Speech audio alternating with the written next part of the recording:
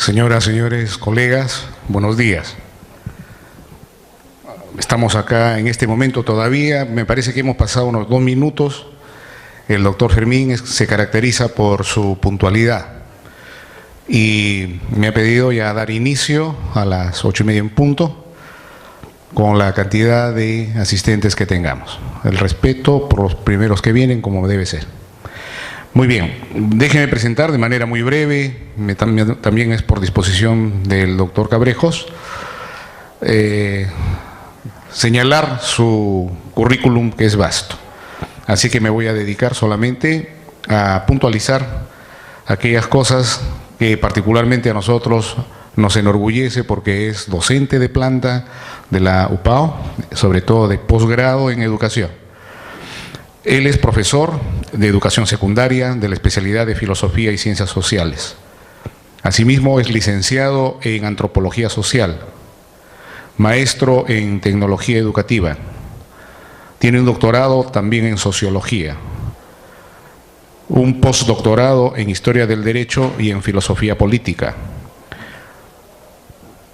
Coordinador del doctorado de la Planificación y Gestión de la Escuela de Posgrado de la Universidad Nacional de Trujillo. Asimismo, secretario académico de la Escuela de Posgrado de la Universidad Privada de Nuevo Rego. Docente invitado en muchísimas escuelas de posgrado a nivel nacional y fundamentalmente en la Universidad Nacional Santiago Antúnez de Mayolo, la Nacional del Santa y, por cierto, también en nuestra universidad. Démosle la bienvenida al doctor Fermín Cabrejos Díaz con su conferencia Concepción del Hombre en la Pedagogía. Doctor, puede usted dar inicio a su conferencia. Muchísimas gracias, señor doctor Jaime Alba. Estimados colegas, jóvenes, estimada doctora Valareso, muy buenos días para todos. Y muchísimas gracias a la invitación que nos han hecho la universidad con la finalidad de plantear situaciones nuevas, de repente novedosas, no tanto como nuevas, pero plantear cuestiones fundamentales sobre nuestro quehacer permanente en cuanto al desarrollo de una concepción que es el desarrollo pedagógico, el desarrollo didáctico, que es la ciencia de la didáctica en función de una concepción humana. El tema entonces central es concepción del hombre en la pedagogía. Cuando uno revisa un poco la historia, se encuentra que el proceso teórico de la pedagogía y de la ciencia didáctica históricamente se trabaja como etapas. Entonces así hay un desarrollo moderno y hay un desarrollo postmoderno. Pero ambos, las concepciones modernas y postmodernas, tienen realmente también su propia línea de trabajo. Tienen un continuum histórico, tienen un continuo teórico, tienen un continuo fundamental en la exposición misma de sus manejos teóricos que ellos presentan. Y en ello siempre realmente han presentado dos grandes cuestiones. Uno, ¿qué es el hombre? Y dos, ¿quién es el hombre? La primera gran cuestión de quién es el hombre es una concepción ontológica que quiere realmente medir fundamentalmente o explicar más las razones ontológicas, las razones de nuestros orígenes que tenemos como humanidad. Y ahí entra a trabajar mucho la filosofía y entra a trabajar mucho la antropología filosófica. Esas dos ciencias nos ayudan realmente hacia la explicación del ser, el hombre como ser, lo ontológico. Sin embargo, existe otra parte, ya que el desarrollo mismo de las teorías es ¿quién es el hombre? Cuando uno empieza a problematizar quién es el hombre, se encuentra realmente que es un elemento propio de la naturaleza y es una visión nueva dentro de la naturaleza. Y para eso lo estudian y aparece realmente lo gnoseológico. Mientras que ¿qué es el hombre? Hay una respuesta ontológica. En quién es el hombre hay una respuesta gnoseológica. Y la respuesta gnoseológica es científica, es ciencia. Entonces lo que vamos nosotros a presentar es ese quién es el hombre, la respuesta que le han dado la ciencia pedagógica a quién es el hombre. Cuando uno iba mirando esta parte teórica, se encontraba realmente con percepciones, con perspectivas, con paradigmas. Aquí simplemente en el diálogo coloquial teórico le llamamos miradas. ¿Qué miradas ha tenido la ciencia frente a esa concepción de quién es el hombre? Hay una mirada unidimensional. En esta mirada unidimensional lo hemos visto al hombre desde el inicio de sus orígenes hasta el final, en un tiempo histórico, una temporalidad, en un espacio gravitacional, pero solamente en una dirección, por ser unidimensional. En cambio, en la mirada nueva, la segunda, es el hombre, es un ser simbólico. Y en esta mirada simbólica es realmente como nosotros hacemos símbolos. Los hombres, el ser humano, es un hombre simbólico, solamente trabaja con símbolos, produce símbolos, construye símbolos, maneja símbolos, se desarrolla con símbolos. Todo nuestro conocimiento es simbólico. En tal sentido, los elementos fundamentales de la producción científica del ser humano es simbólica. Lo último es el paradigma complejo o la mirada compleja o la mirada de complejidad. El hombre no está aislado en la sociedad, ni la sociedad nos hace a nosotros auténticos. El hombre está integrado en la sociedad y al mismo tiempo la sociedad se construye, se reconstruye permanentemente con nosotros. Y como el hombre no es uno solo, sino es variado, entonces en la variabilidad están realmente los elementos fundamentales para encontrar. Entonces en esta teoría de la complejidad es buscar la unidad dentro de la complejidad, buscar la unidad dentro de la variabilidad. Así entonces la esencia del hombre es lo variable. Esa es la esencia del hombre. No es lo único, no es el símbolo, sino nuestra variabilidad, nuestro cambio, nuestra temporalidad permanente, nuestras particularidades permanentes. Eso realmente viene a ser el estudio del ser humano, ese debe ser el estudio del hombre. Esas miradas nos llevan a nosotros ahora sí a trabajar realmente con la pedagogía nuestra. ¿Qué pasa con nuestra pedagogía? ¿Qué pasa realmente con esta concepción pedagógica? Siempre se parte de unas concepciones, siempre se parte de unas cuestiones. La primera gran cuestión que nos planteamos nosotros en la ciencia es: ¿a quién educamos? Mire, esa es la primera cuestión que se plantea. La segunda, ¿qué tipo de hombre queremos formar? La tercera es, ¿qué debe de aprender desde la pedagogía y desde la didáctica que enseñar? ¿Cómo debe de aprender desde la pedagogía y cómo enseñar desde la didáctica? En esas tres grandes cuestiones se centra todo un paradigma complejísimo para poder realmente explicar lo que es el hombre o la concepción que se tiene del hombre. Cada una de las siguientes percepciones o concepciones o teorías realmente quieren dar respuesta a estas grandes cuestiones que nos hemos planteado. Así, entonces, las percepciones, los paradigmas o las miradas pedagógicas son una pedagogía tradicional, la primera gran mirada pedagógica. La segunda, la mirada de la escuela nueva. La tercera, la mirada de la pedagogía tecnológica. La siguiente, la pedagogía autogestionaria. La siguiente, una pedagogía libertaria. La siguiente, una pedagogía institucional.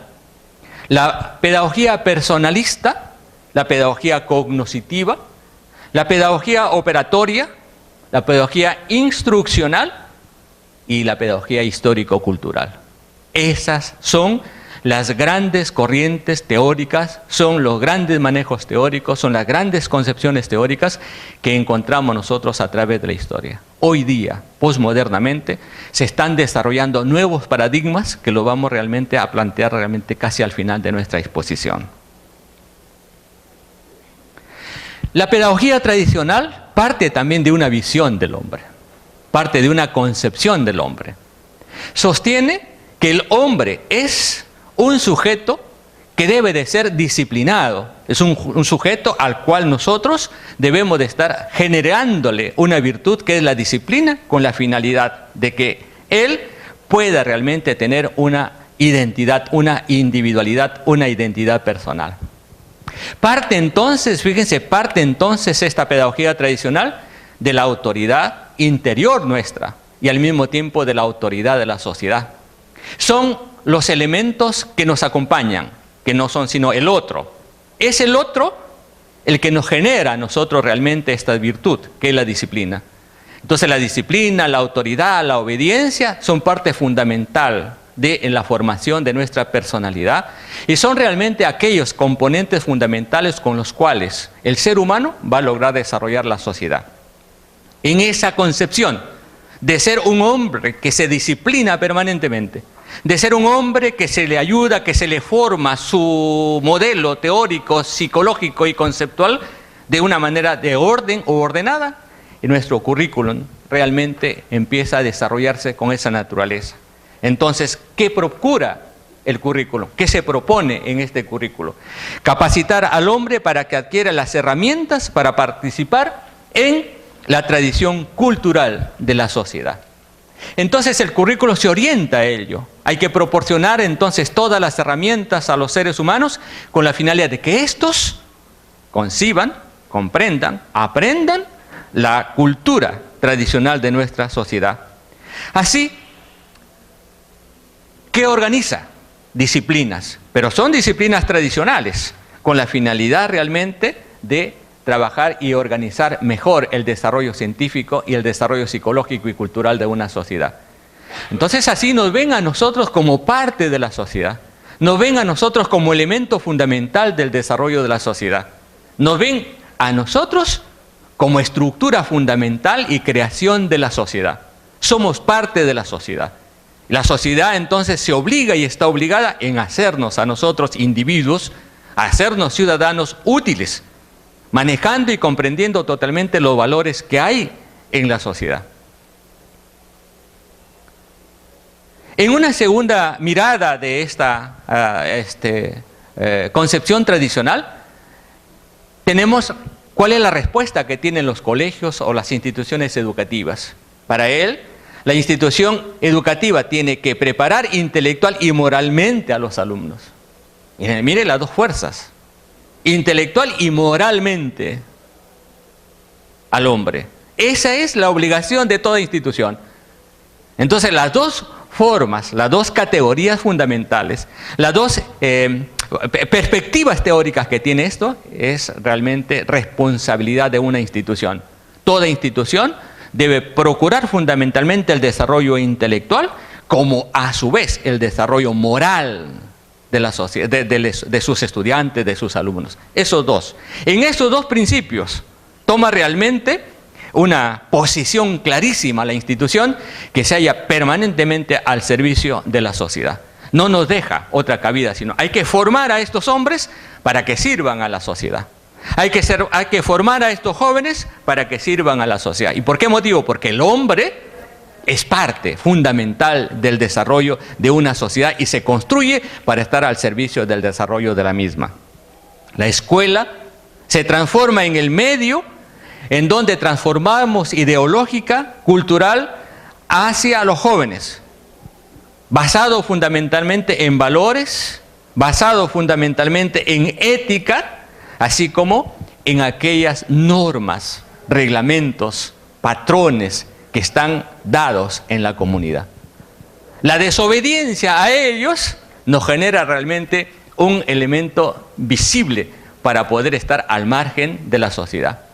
En tal sentido, es la sociedad la que nos castiga, es la sociedad la que nos mira, es la sociedad la que nos pena, es la sociedad la que nos va mejorando, marginando o integrando o castigando. Entonces, eso es la mirada que hay. Uno, entonces, tiene que ajustarse intelectual y moralmente a los principios, a las normas, a las costumbres, a las pautas y a los reglamentos que hay en una sociedad determinada.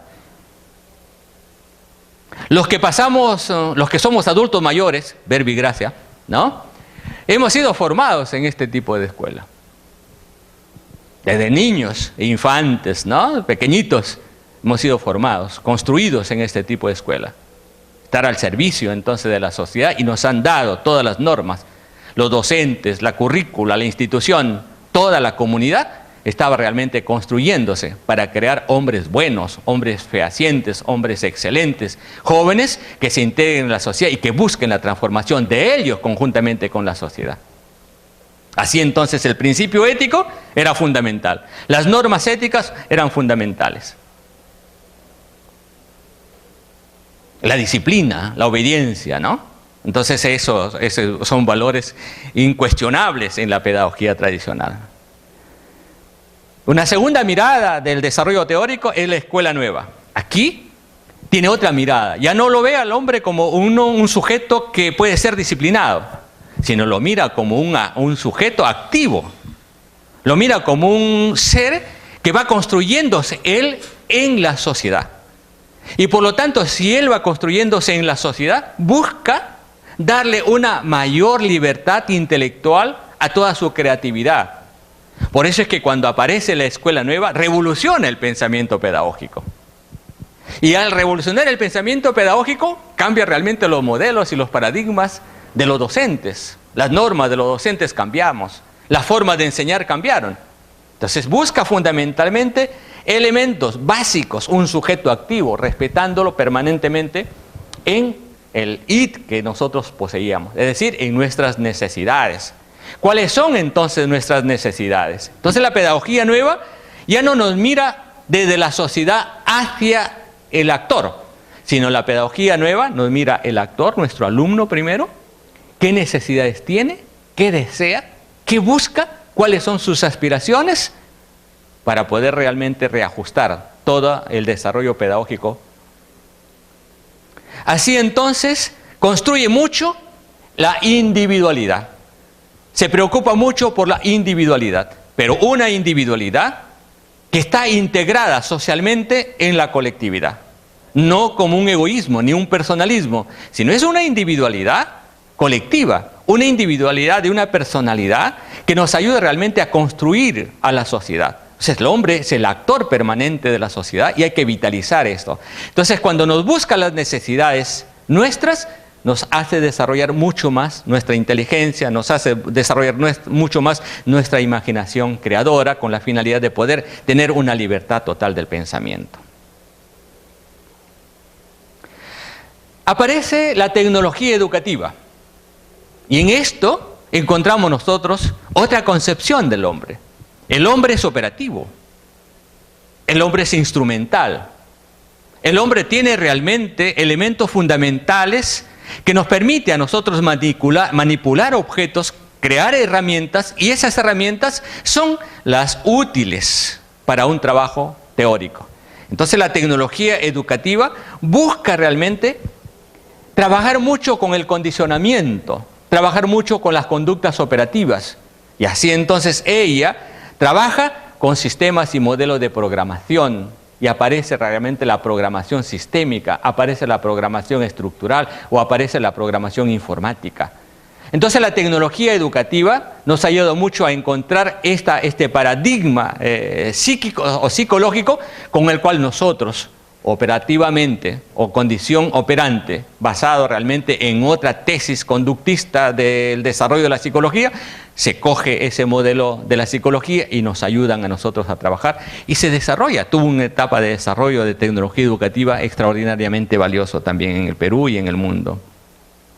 Ahí aparecieron los sistemas de programación personalizada. Entonces eran módulos que los repartíamos a todos, que nos daban todos, lo que hoy se usa realmente con la educación virtual, ¿no? Si uno mira realmente la educación virtual, son respuestas a los SIP. Y los SIP son realmente de la educación moderna, no posmoderna.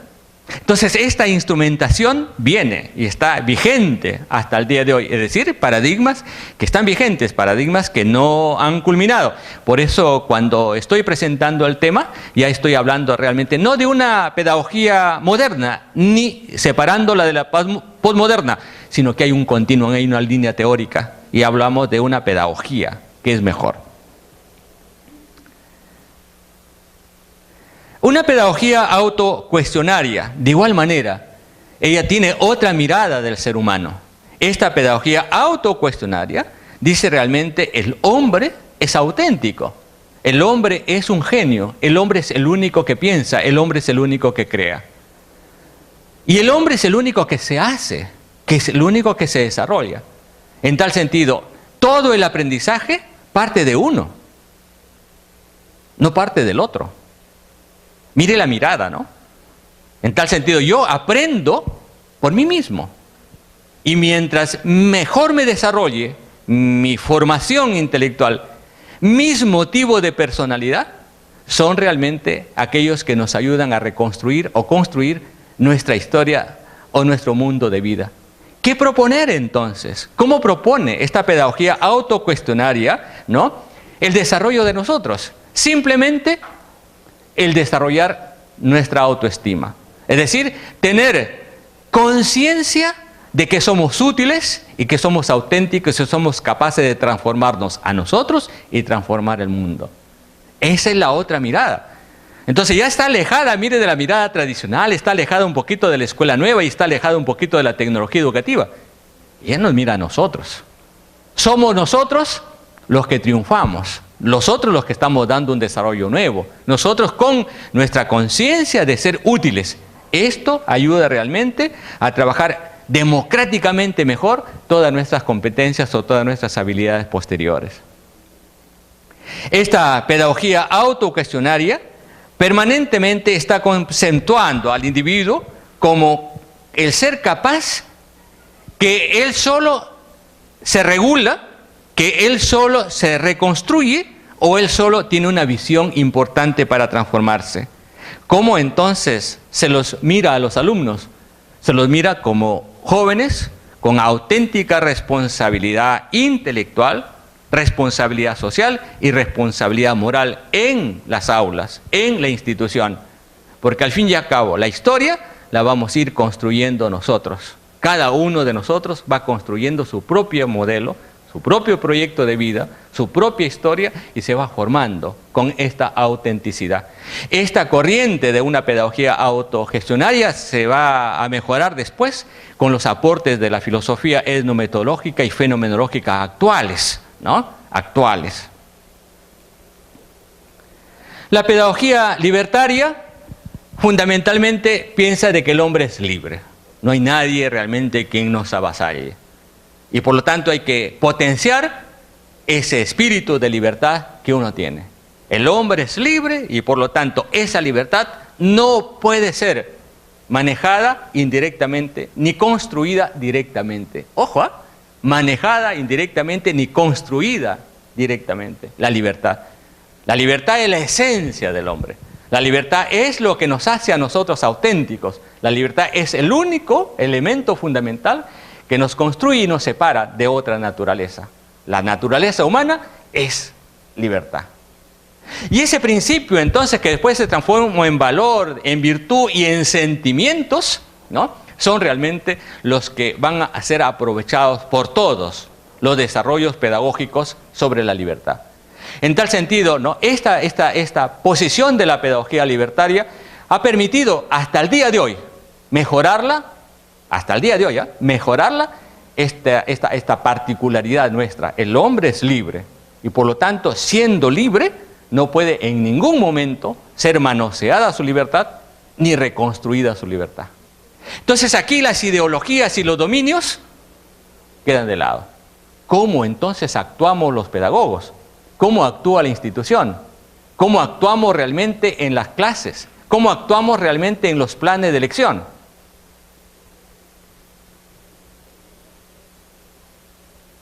¿El dejar hacer? ¿El dejar pasar? No, pero llegó realmente en un instante a dejar hacer y dejar pasar.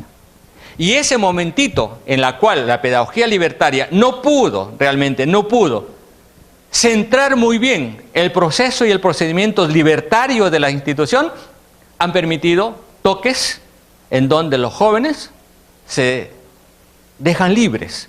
Y así hay escuelas libres, escuelas en donde los alumnos llegan a la hora que quieren, se sientan a la hora que quieren, asisten a la hora que quieren, buscan los cursos que desean y punto. Y nadie les dice nada. Salen a la hora que se les antoja, son escuelas abiertas, no hay ninguna reja, no hay ninguna autoridad, no hay. Solamente viene el joven y encuentra al maestro, o encuentra al profesor, a Miss o al teacher, y empieza realmente a trabajar. Nada más. Mira. Entonces, esa situación hasta el día de hoy está vigente. Escuelas de corrientes pedagógicas libertarias en Norteamérica están vigentes, en Canadá, vigentes, ¿no? Entonces, no ha cambiado. Y es moderno, no es posmoderno. El hombre, entonces, se realiza fundamentalmente en la práctica. Y esta realización en la práctica nos hace realmente hombres y sujetos de transformación. Somos así, sujetos cognoscentes. Entonces las sociedades que manejan las corrientes pedagógicas ligadas realmente a esta concepción libertaria, son realmente aquellas que han logrado trabajarse mucho. Hoy, en base realmente a esta pedagogía libertaria, hay corrientes de mercadotecnia, hay corrientes empresariales en donde sus trabajadores ya no están asistiendo a sus oficinas. Sus trabajadores quedan en casa y trabajan en casa. Y simplemente desde su casa hacen toda su labor de oficina. Se potencian el trabajo y el desarrollo libre del pensamiento. Usted puede hacerlo en su casa, puede hacerlo en un salón, puede ser en un Starbucks, puede ser en un parque, en donde sea. No tiene obligación de asistir y de marcar tarjeta o ir a las oficinas y trabajar ahí. Los hombres encerrados no generan ciencia ni desarrollan su imaginación creadora. Solamente los hombres libres pueden transformar el desarrollo de una sociedad. Entonces casi todos están en Norteamérica, aquí en el Perú. Estaba escuchando, leyendo noticias nuevas, ¿no? De que aquí necesitan, pierden un trabajador, por ejemplo, pierde 3 horas salirse desde San Borja, suponte, hasta trabajar en el cono norte, ¿no? El cono sur. 3 horas para llegar a su oficina. Tienen que ser a las 5 de la mañana, 6, 7, 8 de la mañana. El estrés, el tiempo, todo. Entonces llega un hombre, no para trabajar, sino llega un hombre para sacarse el estrés en su trabajo. Y cuando uno quiere sacarse el estrés en el trabajo, no hace nada, pues, porque está totalmente estresado, ¿no? Entonces, ¿qué están buscando? El estilo norteamericano, ¿no? Usted trabaja, ingresa. Puede usted ingresar a las 10 de la noche, a las 11 de la mañana, a las 7 de la mañana, pues usted en trabajo, ¿no? Y esta instrumentación es sumamente fundamental para ello. Bien, es importante el aporte. Hay otro paradigma, que es el paradigma de una pedagogía institucional. Ese es el movimiento que genera Freinet, ¿no? Un movimiento moderno, pero que lo generó realmente hasta el día de hoy, una pedagogía institucional. ¿Qué procuramos? El respeto a la institución, y es la institución la que se encarga realmente de planificar todo el proceso educativo. Así entonces hemos potenciado a las instituciones, aquellas que se responsabilizan por la educación. Ojo. Entonces ya no lo miramos al Estado, ya no lo miramos realmente a la nación, sino lo miramos a la institución. Son ellas, y aparece realmente en el mercado, aparece realmente en el movimiento, instituciones que se dedican exclusivamente a enseñar. El problema no es que se dediquen libremente a enseñar, el problema es que en esta diversidad no tienen realmente manejos teóricos para concebir una unidad pedagógica o una unidad de enseñanza. Ese es el problema, ¿no? El problema no es sinceramente que aparezcan ellas, el problema es que se abunda. Y el problema realmente es que se chocan los intereses pedagógicos disciplinados o interdisciplinados. Ese es el problema, que no han solucionado hasta el día de hoy. Entonces las instituciones abundan, así como de repente en el Perú también abundan muchas instituciones, pero no hay ninguna coherencia, no hay ninguna coordinación, no hay ninguna unidad, ¿no? Entonces nadie se pone de acuerdo, las normas, las reglas, no hay ninguna reglamentación, no hay ninguna ley. Solamente crecen.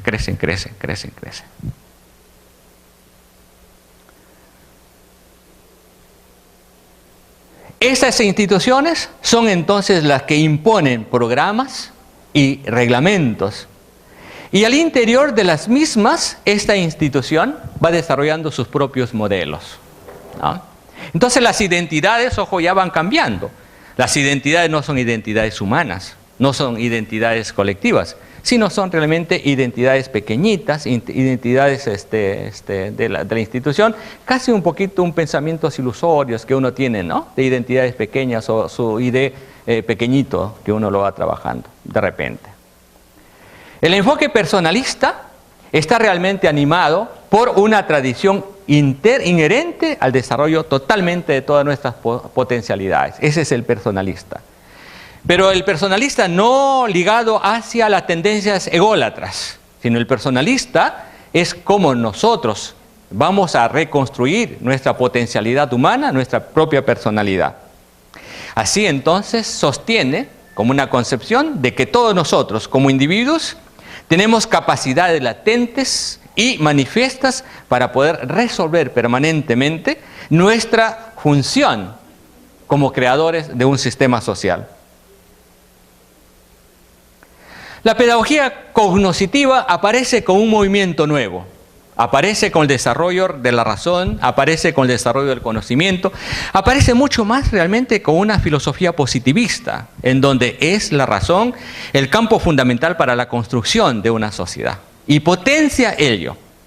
Entonces la cognoscitiva tiene mucho más condición o tiene mucha más fuerza en el desarrollo de nuestro conocimiento.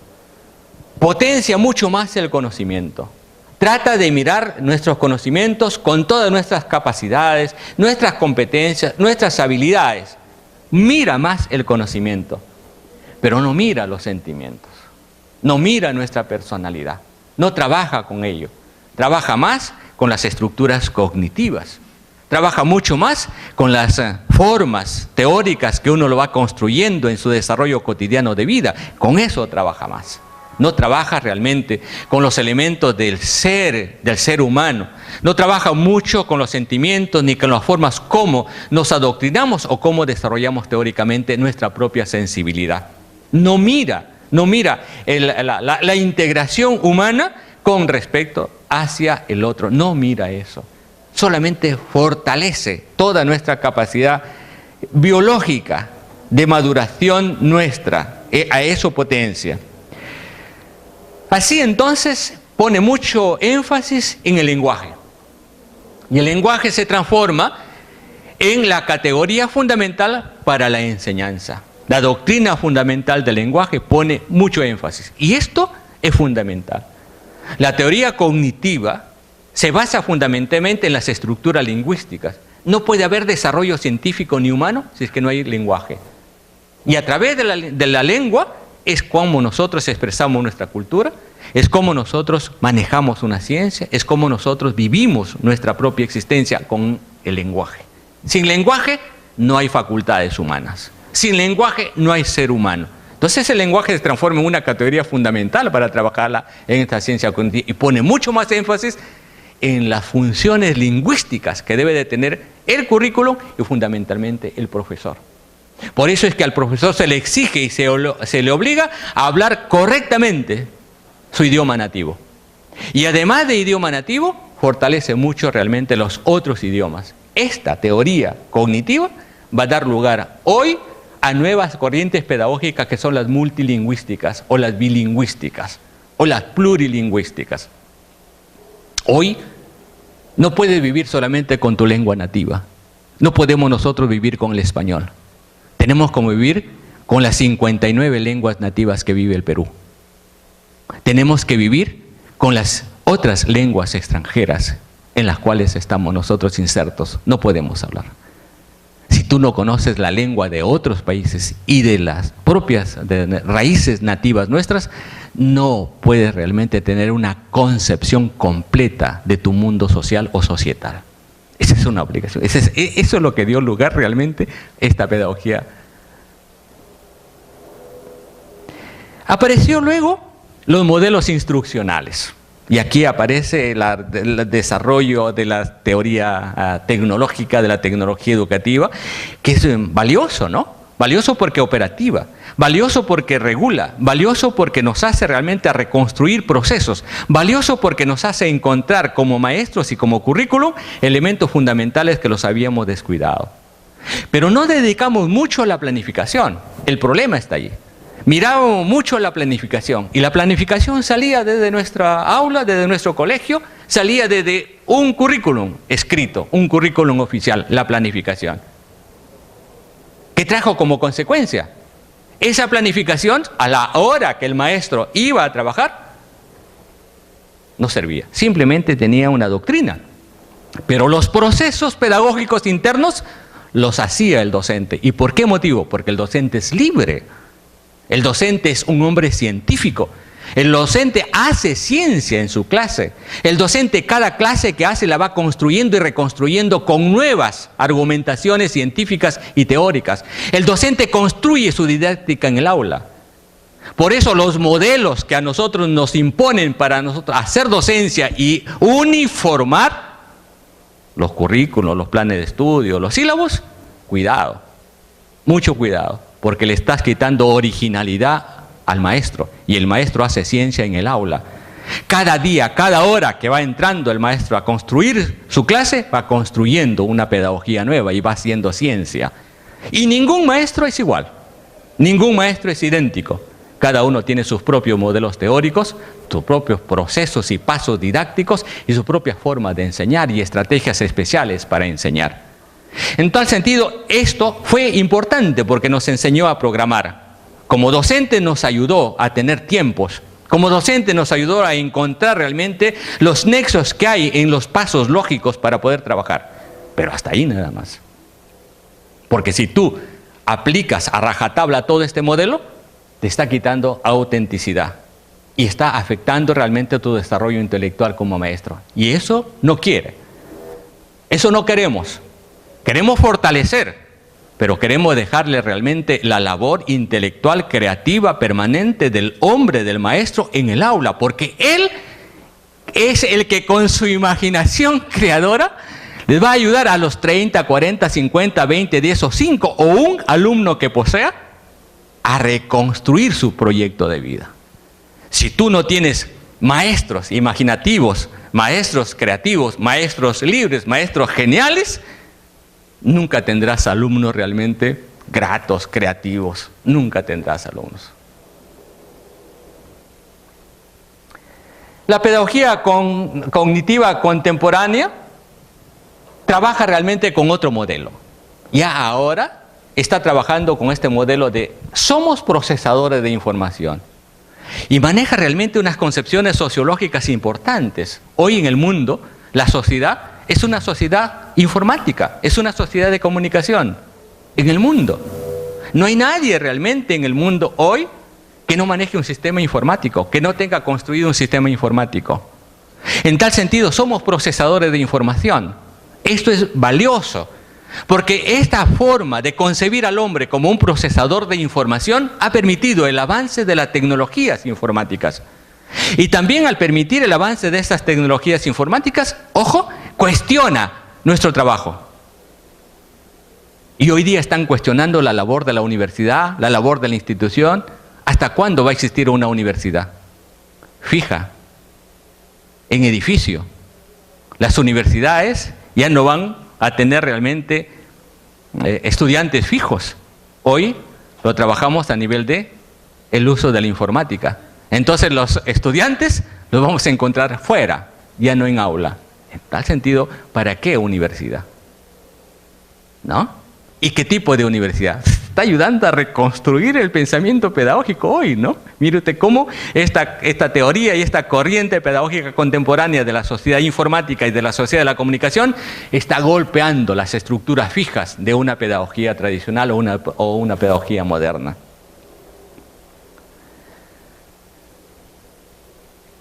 La pedagogía operatoria es aquella realmente que permite que el hombre debe de alcanzar rápido su objetivo en la sociedad. Es la pedagogía operatoria. Si mientras más breve tiempo utilizas para poder reconstruir tu proyecto, es mejor. Entonces las pedagogías permiten encontrar realmente una brevedad en el tiempo. ¿Para qué tener 10, 15 ciclos, 20 ciclos en la universidad?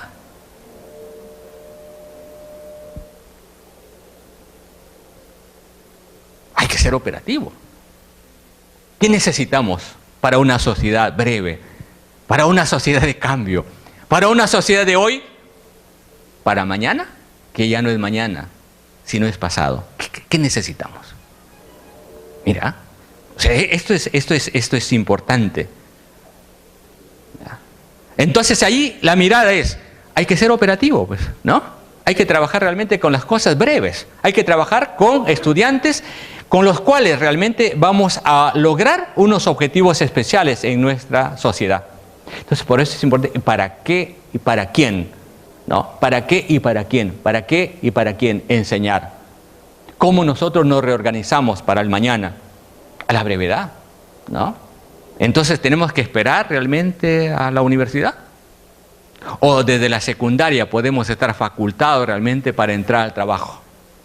Mira, otras universidades terminan sus colleges y ya están trabajando, ¿no? La universidad solamente ingresan aquellos que van a hacer ciencia. Los que vamos a trabajar al mundo del trabajo solamente con el college y nada más. Es decir, con la secundaria. 17 años, 16 años ya están sinceramente trabajando en la sociedad, ¿no? Ojo, y con breve tiempo. Y para la universidad, solamente los que van a hacer ciencia. En cambio, nosotros no podemos trabajar si es que no salimos de la universidad. ¿Si cuántos años nos mantienen? Mira. ¿Y cuántos años nos llevan los otros en el mundo laboral, en el mundo del trabajo y en las eficiencias del trabajo? Un joven de 17 años que empieza a salir al mundo del trabajo es más brillante que un joven de 22, 28 años que recién sale a tener experiencia laboral. ¿Cuánto tiempo nos ganan ellos? ¿Con cuánto tiempo nos van? Entonces, esta es la velocidad que hay que mirarla realmente con esta presencia de la pedagogía operatoria. Son recogidas, por supuesto, por otras instituciones u otras sociedades, pero que ayudan mucho a mantener permanentemente el equilibrio económico, el equilibrio político, el equilibrio societal, porque eso es lo que se busca. En el Perú hay cerca de 200.000 estudiantes que no tienen acceso aproximadamente a las universidades. ¿Y qué hacen ellos? O sea, anuales, ¿ah? Anuales. ¿Qué hacen ellos? No pueden ingresar a la universidad. ¿Y qué hacen ellos? ¿Y qué hace el Estado? ¿Qué hace la ciencia? ¿Qué hace la pedagogía? ¿Qué hacemos nosotros? Para ellos. No, para ellos. Mire cómo entonces tenemos otro tipo de desarrollo, ¿no? Otras miradas que hay en esa parte. Piaget trabajó mucho con el desarrollo intelectual y hizo una época valiosísima que nos ayuda a reconstruir el pensamiento teórico nuestro, ¿no?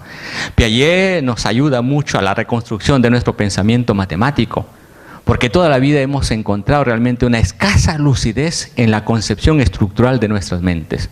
El hombre es matemático, por naturaleza, genéticamente es matemático.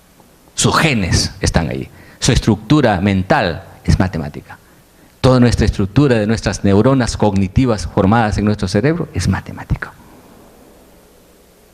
La naturaleza nuestra es matemática, ¿no? Entonces, esta pedagogía piagetana ayudó mucho a fortalecer. Lamentablemente, no hemos podido desarrollarla mucho porque demandaba mucha instrumentación para poder trabajar, pero fortalecíamos muchísimo nuestro desarrollo lógico formal. Mucho, ¿no? Y últimamente, el modelo histórico-cultural, ¿no? El modelo histórico-cultural. Este modelo recoge todos aquellos aspectos que se había descuidado un poco antes. ¿Qué aspectos? Bueno, habíamos mirado primero a la sociedad que construye al individuo. Habíamos mirado luego al individuo que se construye solo. Habíamos mirado a los valores con el individuo que se van construyendo. Y toda la mirada era realmente del individuo. La pedagogía histórico-cultural recoge los elementos fundamentales de la sociedad, su historia, su cultura, sus patrones fundamentales, su historia de vida, su historia societal, lo va recogiendo la histórico-cultural. Entonces las sociedades son un continuum. Las sociedades no son realmente pedazos de tierra que los excavamos, no, es un continuum histórico. Y este continuum es lo que realmente va a permitir mirar al hombre con una personalidad vinculada fundamentalmente entre sí, y va buscando la solidaridad, el compañerismo, la humildad, y va buscando permanentemente una colaboración mutua permanente entre ellos. ¿Por qué motivo? Porque las anteriores solamente hemos visto los desarrollos individuales. Aquí lo concibe al hombre como una necesidad del desarrollo y de la implementación teórica de la sociedad en coherencia, en equilibrio, con toda su historia, con todos sus procesos vitales culturales, para poder formar una sola unidad. Entonces la historia y la cultura realmente es una unidad, es un carácter fundamental que tiene la sociedad, en la cual cada individuo debe de almacenar ello. Y recoge algo importante, nuestra identidad, ¿no? Recoge mucho nuestra identidad. Entonces esa identidad que la hemos dejado un poquito fuera, al margen de la pedagogía o al margen de la teoría pedagógica, nos las va proponiendo nuevamente, ¿no? O sea, la identidad, regresar a los patrones identitarios nuevos, nativos, ¿no? Regresar hacia los patrones de la tradición histórica nuestra, regresar para mirar que esa parte histórica es fundamental, es lo que va quedando como una identidad fundamental en nuestra esencia psíquica nuestra, y es lo que nos fortalece para el día de mañana, y es lo que nos construye hacia el desarrollo de una nacionalidad. Entonces lo histórico-cultural va permanentemente buscando el desarrollo, la búsqueda y la creencia de nuestra nacionalidad, que la hemos venido un poquito descuidando, porque hemos fortalecido mucho más la personalidad o la individualidad, menos la nacionalidad. Entonces con la pedagogía histórico-cultural fortalecemos este desarrollo de la sociedad, con ese desarrollo importantísimo de nuestras identidades sociales o societales. Bien, con esta ligerísima explicación entonces de estos modelos teóricos y su manera de entender al hombre, la pregunta, bueno, ¿y cuál es la concepción del hombre peruano en la educación peruana?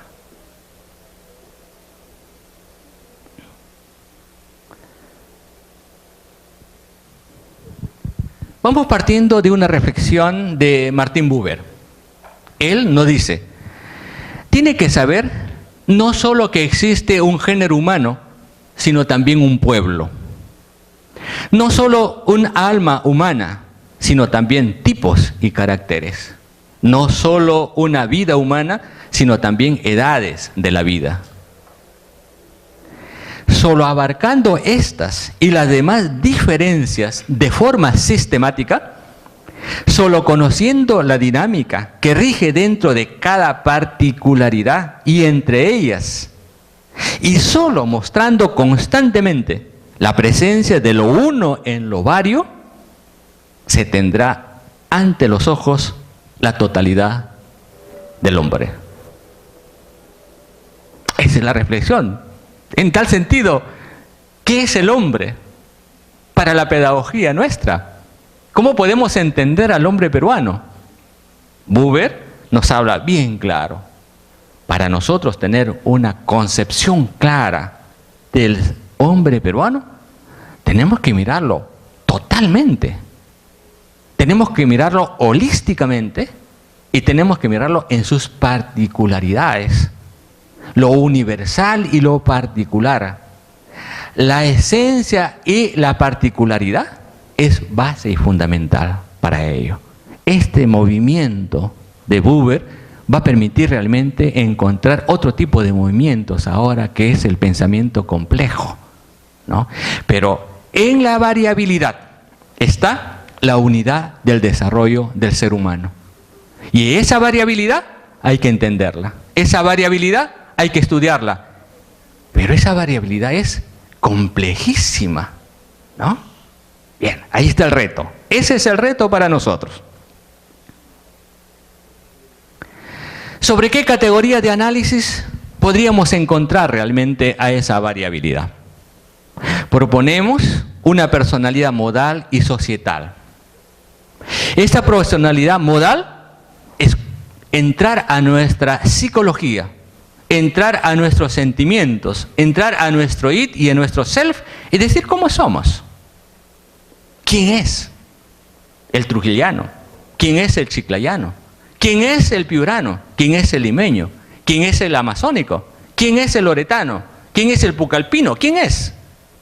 ¿Quién es el chimbotano? ¿Quién es? Tiene que tener una respuesta. Nosotros tenemos que tener una respuesta psicológica de él. Tenemos que mirar su personalidad, personalidad modal. Lo que en otro momento nos hablan de nuestra idiosincrasia, ¿no? Esa personalidad modal. ¿Cómo soy? ¿Cómo me comporto? ¿Cómo siento? ¿Cómo vivo? ¿Cómo concibo? ¿Cómo construyo mi propio proyecto de vida? Es la personalidad modal. Y la personalidad societal, ¿cuáles son aquellos valores que de la sociedad yo voy reconstruyendo y cogiéndolos? ¿Y cómo yo soy peruano? Porque mi personalidad societal me hace ser peruano. Me distingo de otros por ser peruano. Entonces, ¿cómo nosotros construimos ese tipo de valores societales? ¿Qué tipo de valores culturales hay en la sociedad peruana que me permiten ser peruano, que me permiten vivir como peruano, que me permiten sentirlo al Perú todos los días, diariamente? No solamente cuando vamos al extranjero, cuando ponemos el himno nacional, cuando vamos a nuestras festividades para el día de Cristóbal Colón, nos patea un poco el corazón, ¿no? Y nos sale una lágrima de tristeza. No, eso no es, ¿no? Todos los días. Vivir al interior de una sociedad que es tu patria y vivir como patriota. Vivir en una sociedad que te construye a ti como hombre y vivir como hombre, como ciudadano. Esa es la labor de una personalidad modal y societal. La sociedad y el Estado. La sociedad y el Estado. La sociedad es múltiple. Tiene estructuras fundamentales, económicas, sociales, políticas. Y el Estado también es múltiple, tiene sus propias estructuras. La población, la familia, la cultura, el lenguaje. En la personalidad modal, repetíamos, hay virtudes y valores individuales. ¿Cuáles son? Estas virtudes y estos valores son los que nosotros vamos necesariamente a trabajarlos. Porque nada nos mueve en el mundo. Podemos tener muchas ideas, pero si no tenemos las ganas para poner en práctica nuestras ideas, no nos movemos.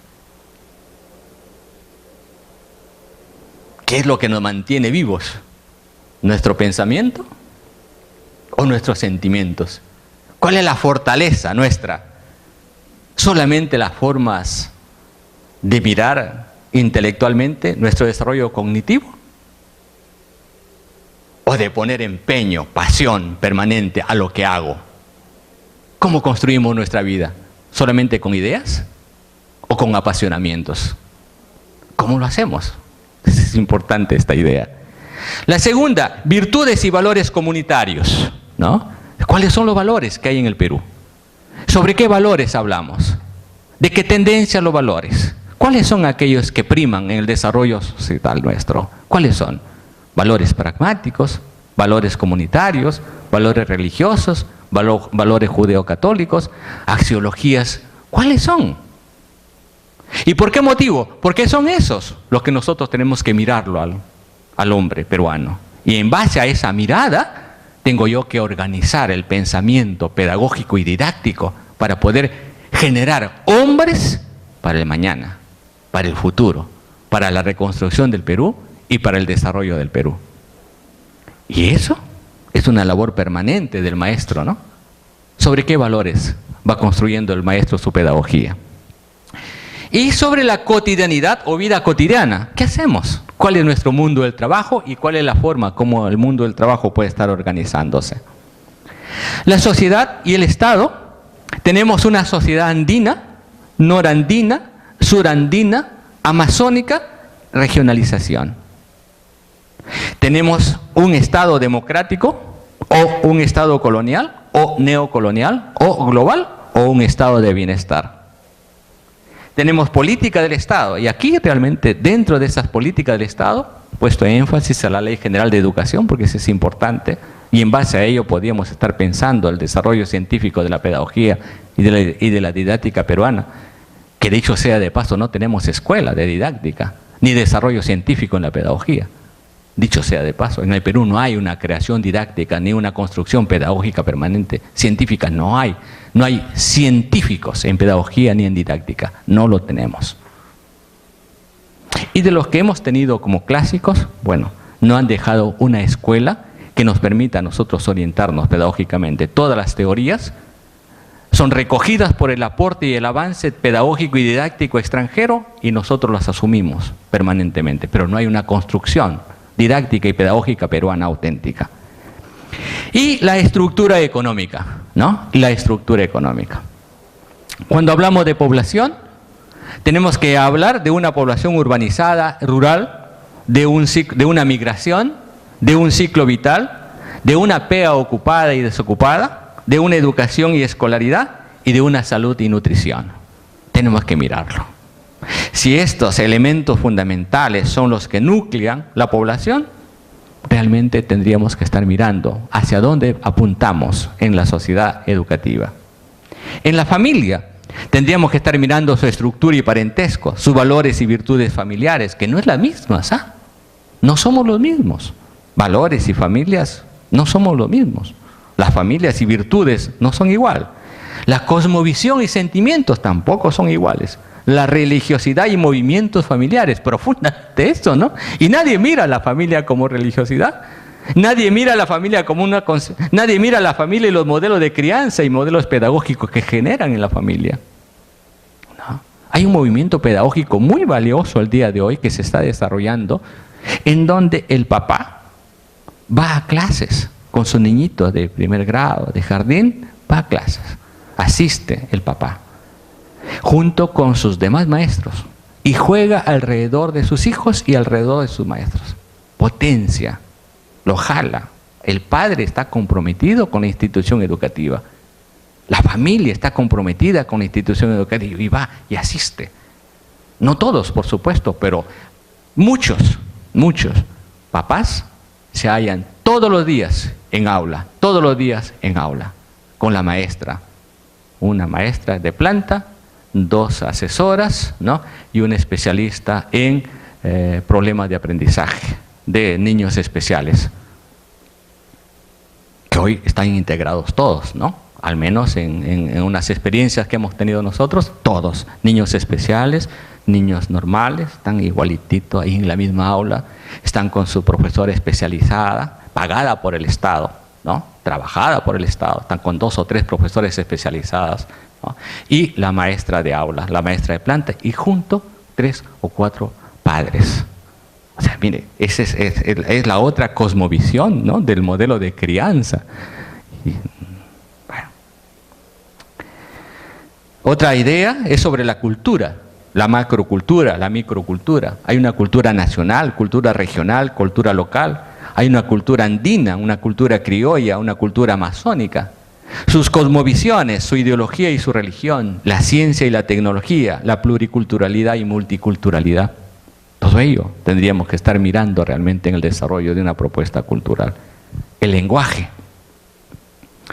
Hay un multilingüismo, lenguas nativas, etnicidad, multietnicidad, el español y la comunicación científica y tecnológica global. Las grandes universidades norteamericanas, como un lenguaje segundo, lo tenemos al español. O sea, usted va al extranjero, a países de habla inglesa, y encuentra la universidad español.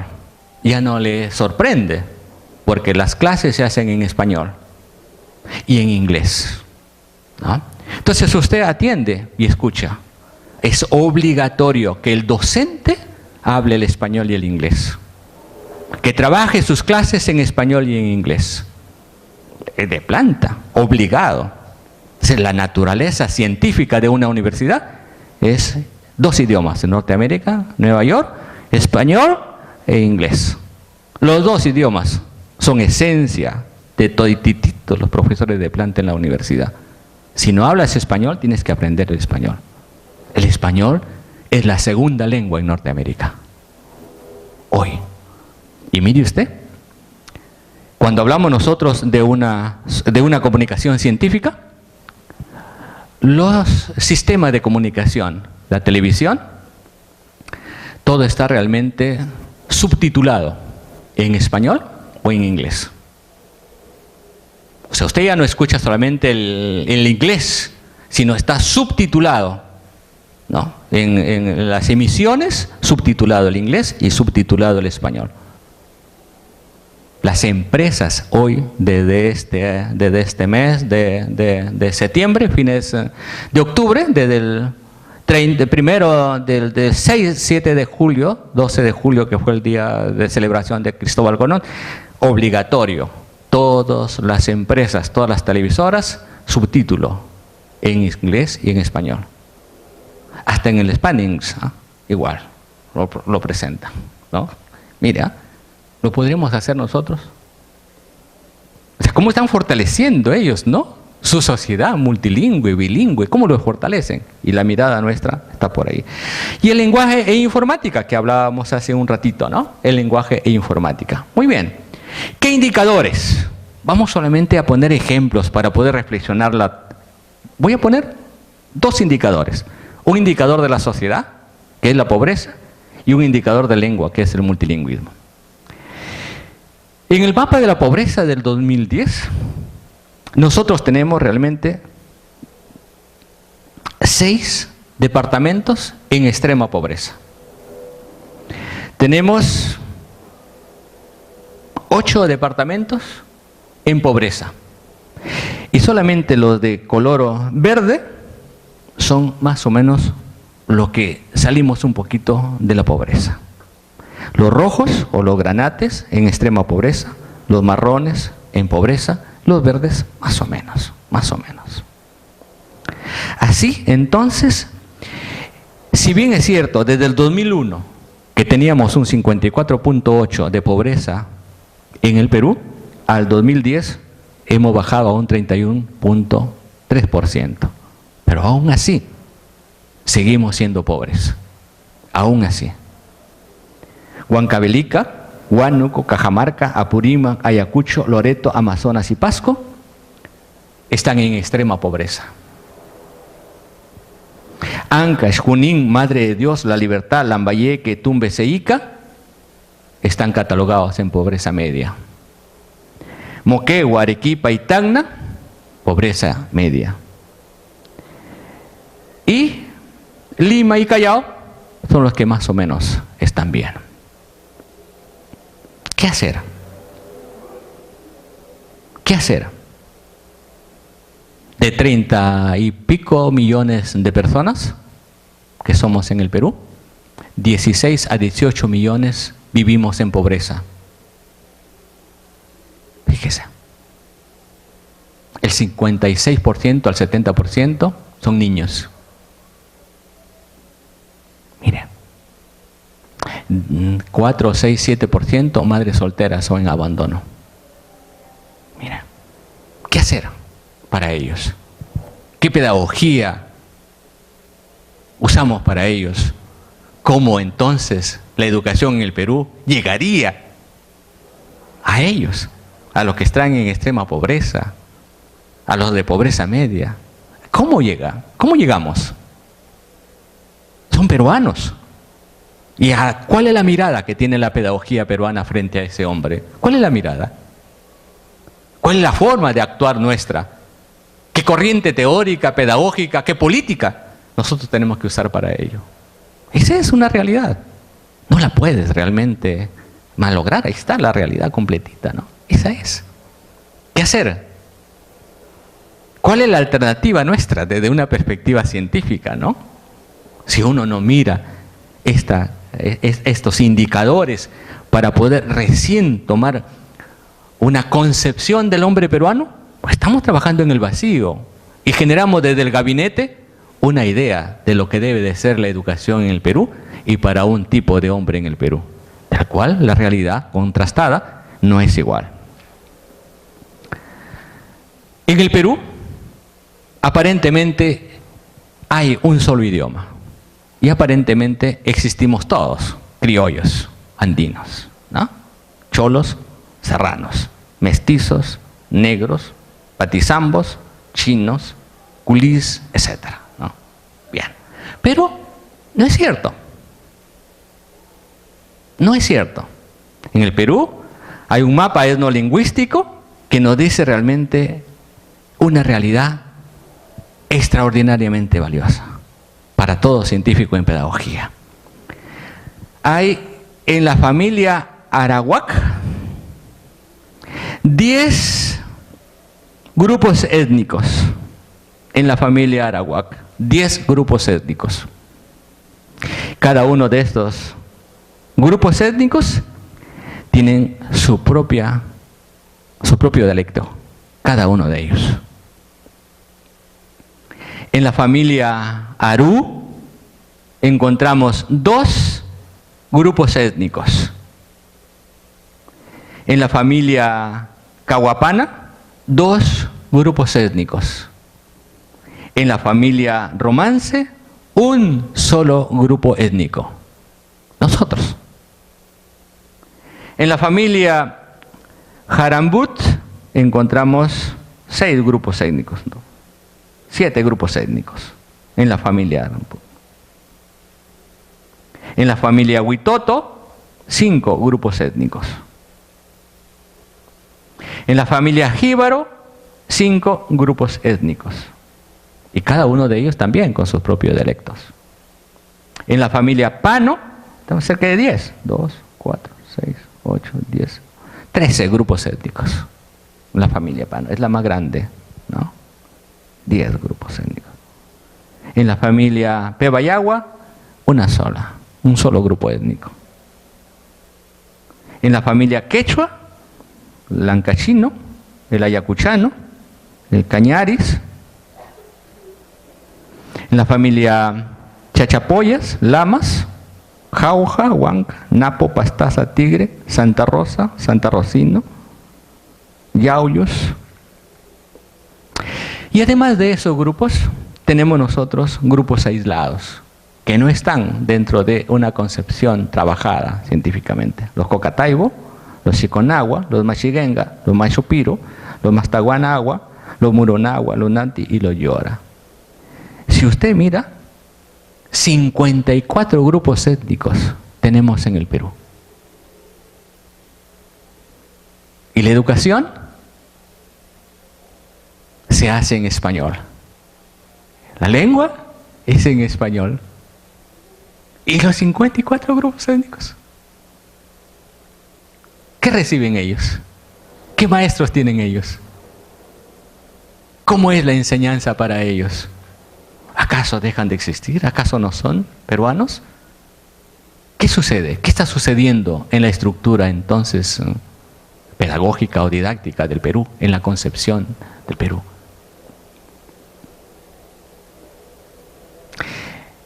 Eso es 2 ejemplos de estos 2 indicadores para siempre realmente cuestionar qué hacemos y qué concepción tenemos nosotros del hombre peruano.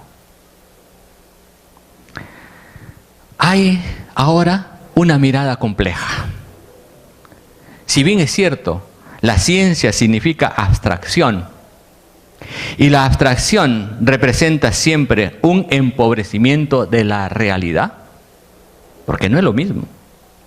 Las formas, las cosas, tales como son descritas por los conceptos científicos, tienden siempre a convertirse cada vez más en meras fórmulas de una simplicidad sorprendente. Esta es realmente la nueva mirada para nosotros. ¿Qué hacer desde la ciencia? ¿Qué hacer desde la pedagogía? ¿Qué hacer desde la didáctica? Me dirán, estamos ya realmente con una ley, estamos con un plan educativo nacional, están con hasta el 2005, ¿no? Hasta el 2015 trabajados. Bueno, estamos en ello, pero ¿realmente aporta con lucidez todo el trabajo? Esa es la cuestión nuestra, ¿no? Avanzar, porque el mañana no es lo mismo que el día de hoy. Avanzar. Las fórmulas no son iguales, no son idénticas. No se olviden de que el sol que alumbra mañana no es idéntico al sol que nos está alumbrando el día de hoy. Muchas gracias. Gracias, doctor.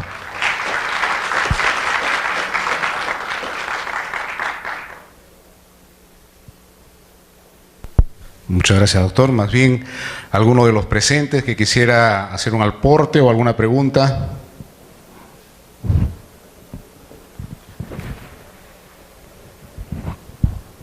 Bien, doctor Cabrejos, felicitarlo por esta gran ponencia que siempre nos alimenta a nosotros como profesionales de la educación. Si estoy equivocado, por favor corríjame, pero es mi punto de vista que quiero compartirla. Veo en la exposición, observo sobre la pobreza. ¿Qué hacer? Yo sugiero fortalecer los valores. ¿Por qué fortalecer los valores? Porque acá en nuestro país sí tenemos dinero, pero ese dinero está mal distribuido. Solamente va a un grupo social. Y ese dinero debería de también compartirse con todos nuestros hermanos peruanos. En segundo lugar, ¿qué hacer con aquellos hermanos también de grupos étnicos distintos? Yo pienso que el Estado debe de preocuparse en promover a los grandes profesionales como usted, por ejemplo, para poder tratar de insertarlos. Yo de verdad que me siento satisfecho acá en la costa de recibir estas ponencias, pero mis hermanos de la sierra, me pregunto, ¿estas ponencias se dan en la sierra? ¿Qué se espera? ¿No? Y también en los colegios, en las instituciones educativas, es interesante que participe papá dentro de la enseñanza del hijo. Yo también sugiero las tutorías muy fortalecidas ahí y también una área especial para fortalecer el compromiso de los maestros, porque no necesariamente de estar capacitándose para cuando viene el examen de evaluación de ellos, sino tienen que estar preparándose constantemente y tratar de cultivar esos valores, tener los ejemplos. Uno de ellos me parece el Colegio Mayor Presidente, que tiene los mejores profesionales y están formando un ejemplo así en todos los colegios a nivel nacional. Y obviamente también en las universidades una inducción a todos los alumnos para que ellos puedan también conocer las exigencias de la universidad y que la universidad también haga su seguimiento a todos sus egresados. Muchas gracias. Bien, yo le agradezco mucho la opinión de mi colega, simplemente diciendo lo siguiente. Las ideas son buenas y hay que decirlas siempre. Las ideas malas son aquellas que uno nunca las dice. O sea, toda idea que se expresa es excelentemente buena, porque ese es nuestro pensamiento. Las reflexiones del colega están correctísimas. Yo creo que estamos aquí para tratar de ayudar mucho en esa manera de entender. Yo pienso que la pedagogía es vida. Yo pienso que la pasión del maestro en aula es la mejor herramienta que tiene la sociedad peruana sobre todo, porque el pedagogo peruano se entrega con pasión, con amor, con cariño, completito. No hay pedagogía sin amor, ni hay maestro realmente que se encariñe profundamente con sus estudiantes como el peruano. Gracias. ¿Alguna otra pregunta? Doctor, un gusto escucharle sinceramente. El tema nos ha dejado en una candencia mental, ¿no? Y también de compromiso justamente con respecto a una búsqueda del hombre peruano, ¿no? Sí. En base a esto y al colega que había manifestado su opinión, usted estaba tocando sobre el punto del modelo instruccional y dentro de ello hacía una afirmación muy interesante con respecto a que el maestro hace ciencia en el aula. Sí. Y sin embargo esa ciencia no se sistematiza. O sea, vale decir de que los docentes que constantemente están construyendo ciencia, pues en escasas oportunidades lo sistematizan y lo divulgan, y esa ciencia como que se ve hasta cierto punto fraccionada y solamente queda en el maestro. En definitiva, y pensando de que el maestro crea su propia ciencia y desarrolla esto, ¿Qué pasaría si es que todo el mundo sistematizara, divulgara, publicara y significara una cuestión que ojalá no viniera al caso de transcribir esa misma acción que hace un maestro en otras realidades? Yo creo que, por el contrario, si el maestro elabora su ciencia y lo divulga, habría que buscar mecanismos para poder profundizar en los docentes capacidades para poder realizar este trabajo, que definitivamente es científico. Y sobre todo creo que a partir de ahí estaríamos viendo ya modelos de hombre, porque cada maestro tendría su propia aula, un modelo ya original, que de alguna forma estaría amalgamando toda una idea de hombres en los conjuntos. Perfecto, yo creo que es muy saludable la opinión del colega. Es correcto, nosotros hacemos ciencia en aula, pero no lo sistematizamos. No tenemos el tino de apuntar todos nuestros procesos de avance teórico que hacemos en aula y nuestros aportes científicos que están en aula. No tenemos esa disciplina, ¿no? Entonces es un reto para las instituciones de formadores de docentes que a nosotros nos enseñen también a ser científicos de aula. La investigación empieza desde el aula, desde allí empieza la investigación. Y el maestro es un excelente investigador. Entonces, para las instituciones que fortalecen eso, debemos de fortalecer la creación de las investigaciones desde el aula. Y no solamente es el maestro, sino el maestro no solamente produce solo, sino produce con sus alumnos, con sus estudiantes, con ellos hace ciencia. En tal sentido, a nuestros alumnos los estamos haciendo hombres de ciencia. Y esa es la otra mirada, entonces, que debe tener también la concepción nueva sobre el hombre, ¿no? Y la concepción nueva sobre el currículum pedagógico. El profesor hace ciencia desde el aula, no solo, sino con sus alumnos. Entonces hay que tener otra mirada pedagógica para mirar realmente ahí y proponer elementos fundamentales. Pero es correctísimo lo que usted propone. La institución debe de responsabilizarse por buscar los elementos o los instrumentos, cómo operativizar la labor científica de un maestro en el aula. Y no solamente la universidad, sino todas las instituciones educativas, y el Estado se encargaría también de esa rama. Esa es un área o una línea que en la investigación pedagógica no la hemos desarrollado. Con justeza, tiene usted toda la razón, ¿no? Bien, ¿algún otro colega, alguna colega más? Bien, si no hay ninguna otra intervención, vamos a nuevamente retribuirle un fuerte y cálido aplauso a nuestro maestro y doctor Fermín Cabrejos Díaz. Muchísimas gracias y esperamos a todo el auditorio a las 8:30 en punto en la última conferencia, me parece que es en el 7 de diciembre. Le estarán enviando el video y también el resumen a aquellas personas que lo están solicitando mediante correo a la señora Elena Roncar. Muchísimas gracias, doctor. Buenos días.